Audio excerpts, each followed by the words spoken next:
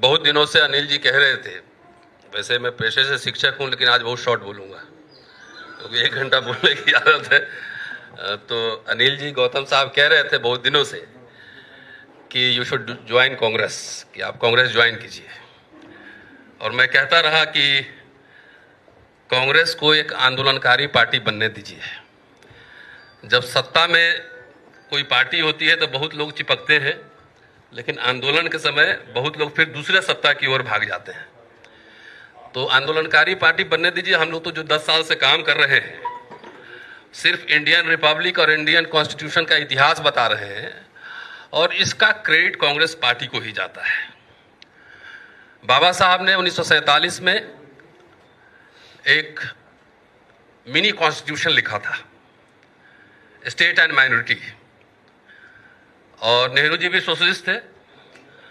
बाबा साहब ने जो सपना देखा था स्टेट सोशलिज्म का, और आप यकीन मानिए अगर भारत का 40 साल का इतिहास पहला देखिए, भारत उस समय गरीब था, लेकिन नेहरू जी, इंदिरा जी, राजीव जी, सबने स्टेट सोशलिज्म के आइडिया को आगे बढ़ाया। अगर वो स्टेट सोशलिज्म नहीं होता तो हमारे जैसे लोग दिल्ली विश्वविद्यालय में पढ़ाते हुए नहीं होते। पाकिस्तान उधर फौज और सेना बंदूक खरीद रहा था, बना रहा था, लेकिन नेहरू जी यहां पब्लिक इंस्टीट्यूशंस बना रहे थे। AIIMS, universities, steel plants, mining college तमाम बना रहे थे। फ्री एजुकेशन, और खास तौर से मैं दलित पर्सपेक्टिव में कहूं तो पूरा जो दलित मिडिल क्लास का फॉर्मेशन है वो आज़ादी के बाद 26 जनवरी 1950 के बाद और 90 तक ले लीजिए, इसी में Dalit middle class, urban middle class का फॉर्मेशन हुआ है, जो हमारे जैसे लोग आज ब्रांडेड कपड़े पहन के घूम रहे हैं। और ये कैसे हुआ? एक किताब में पढ़ रहा था, 26 जनवरी 1950 से लेकर 1982 तक 20 लाख SC ST सरकारी कर्मचारी हो गए थे। मैं समझता हूं कि भारतीय संविधान और भारतीय गणराज्य की एक शानदार उपलब्धि थी। और गरीब भारत ने मुफ्त में शिक्षा दी, सबको दी। सवर्ण भी बढ़े, पिछड़े भी बढ़े, दलित भी पढ़े, वजीफा मिलता था स्कूल में, ब्लॉक में, गांव में जो लोग पढ़ते होंगे याद होगा। स्कॉलरशिप, फ्रीशिप, आप याद कीजिए 70 का दशक, अखबार में एडवर्टीजमेंट निकालकर बुलाया जाता था कि आइए IIT में एडमिशन होगा, मेडिकल में एडमिशन होगा। तो ये सब हुआ। मोदी जी कहते हैं कि 70 साल में कुछ नहीं हुआ। कौन कहता है कुछ नहीं हुआ? 70 साल में और 40 साल के शुरुआत में जो हुआ उसी को आप बेच के खा रहे हैं। फ्री में एजुकेशन मिला, नौकरी मिली, पेंशन मिला। इंदिरा जी ने पेंशन भी लाया। और पंडित अटल बिहारी वाजपेयी जब आए तो सबसे पहले पेंशन छीन लिए, डिसइन्वेस्टमेंट मिनिस्ट्री बनाए। क्यों? आरक्षण खत्म करने के लिए। अब मोदी जी आए तो रफ्तार दे दिए। इवन मनमोहन जी के शासनकाल में भी पब्लिक सेक्टर यूनिट बने हैं, कोई गूगल करके देख सकता है। और यहां एक भी पब्लिक सेक्टर यूनिट नहीं बना है, एक कॉलेज, एक यूनिवर्सिटी नहीं बना है। तो गरीब भारत ने हमें जो दिया था, सबको दिया था, वो अमीर भारत 5 ट्रिलियन वाली इकॉनमी नरेंद्र मोदी जी की सरकार, भाजपा, RSS, संघ परिवार छीन रहा है। वोट चोरी हो रही है। और मैं देख रहा था सोशल मीडिया, राहुल जी को 6 महीने लगा एक कॉन्स्टिट्यूएंसी का एनालिसिस करने में, और बीजेपी के MP को एक ही दिन में 4 लोकसभा का मिल गया। जब संवैधानिक संस्थाओं का हनन हो रहा हो, बेईमानी, वोट की चोरी, डकैती हो रही हो, जब पब्लिक सेक्टर यूनिट को तबाह किया जा रहा हो, तो वैसे में किसी भी चिंतनशील व्यक्ति के लिए यह जरूरी है, जो भारतीय संविधान, भारतीय गणराज्य से प्यार करता है, उसमें उसका विश्वास है, जरूरी है उसके लिए कि वो कांग्रेस के साथ है और इंडिया गठबंधन को मजबूत करे।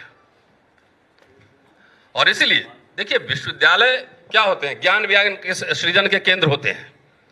क्रिटिकल एनालिसिस होता है, मोदी जी की सरकार ने विश्वविद्यालयों को किला बना दिया है। आप किसी कॉलेज में घुस नहीं सकते, यूनिवर्सिटी में घुस नहीं सकते हैं। दिल्ली विश्वविद्यालय में पढ़ा हूं, मुझे याद है कि जुबली हॉल माल रोड से लेकर कमला नगर तक डीसी ऑफिस के सामने पैदल घूमते थे, कोई पूछने वाला नहीं होता था। आज किसी कॉलेज के गेट के अंदर घुस के दिखा दीजिए आप, स्टूडेंट भी नहीं जा सकता है, टीचर भी नहीं जा सकता है। तो विश्व गुरु ये बना रहे हैं कि विश्व गुरु बना रहे हैं, ये सवाल सबसे महत्वपूर्ण है। मैं सिर्फ दलित की बात नहीं कर रहा हूं। क्या जब पब्लिक सेक्टर यूनिट बने, जब फ्री एजुकेशन मिला, जब फ्री नौकरियां मिली, पेंशन मिला, तो क्या इसका लाभ ब्राह्मण को नहीं हुआ? आज पेंशन गया तो किसका गया? सबका गया ना। सबसे ज्यादा नौकरी में कौन थे? ओबीसी की कार्ड खेलते हैं मोदी जी। अरे इसी अर्जुन सिंह ने तो कम से कम मंडल 2 लगा दिया एजुकेशन में। इसको मैं क्रांति मानता हूं।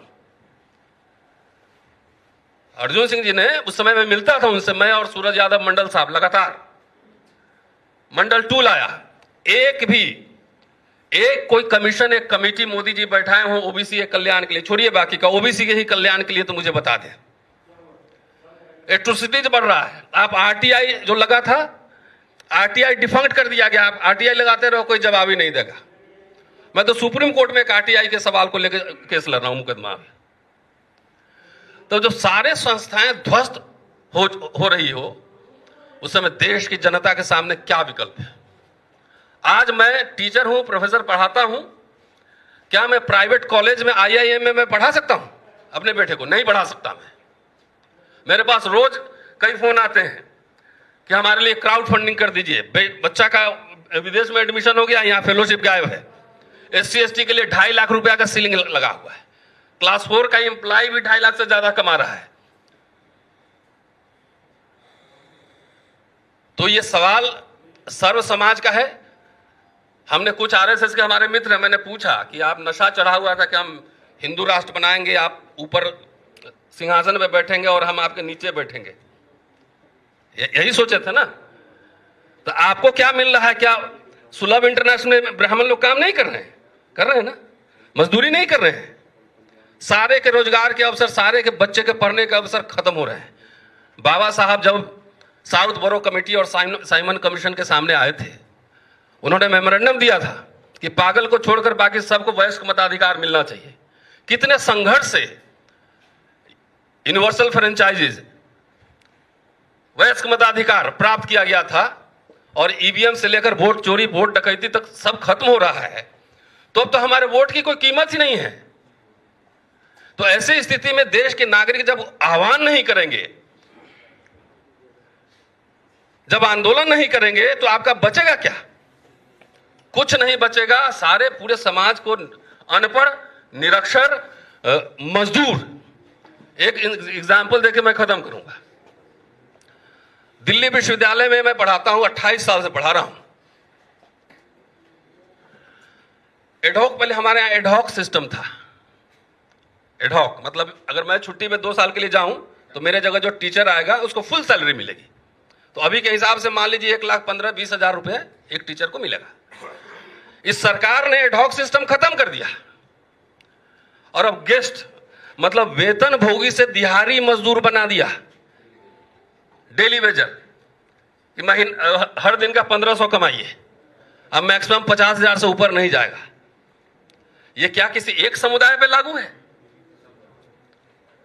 ये सभी समुदाय पर लागू है। इसलिए मैं सर्व समाज को कह रहा हूं कि जो ये संघ परिवार जिसने हमला कर दिया है पूरा भारतीय गणराज्य और भारतीय संविधान पर, मुस्लिम तो आपको दिखा रहा है, लेकिन मुस्लिम निशाना नहीं है। मुस्लिम को रिजर्वेशन सुविधाएं नहीं मिली है। असल निशाना आपका आरक्षण, एजुकेशन, जॉब, पेंशन सब खत्म करना है। तो जो अभी मिडिल क्लास बना था, एक जनरेशन बाद सब दिहाड़ी मजदूर बन जाएगा। तो इसलिए मैं समझता हूं कि सोशल जस्टिस के साथ सेकुलरिज्म साथ चलना चाहिए, और हम secular, social justice, democratic practice में मैं बिलीव करता हूं पर्सनली। और मुझे अब विश्वास हो चला है, 10, 20 साल, 30 साल से हम लोग यही काम कर रहे हैं। संविधान बचाओ संघर्ष समिति हमने बनाया था, अनिल जी कन्वीनर थे। ऐसी रोस्टर के सवाल पे हमने भारत सरकार को झुकाया था 200 पॉइंट रोस्टर सिस्टम पर। तो इसलिए जो भी भारतीय संविधान, भारतीय गणराज्य और साइंटिफिक टेम्परामेंट, सोशल जस्टिस और सेक्युलरिज्म में विश्वास करते हैं। वैसे देश के सारे लोगों से मैं आह्वान करता हूं कि सरकार और संघ परिवार के खिलाफ हल्ला बोल शुरू करें। शुक्रिया। जय भीम।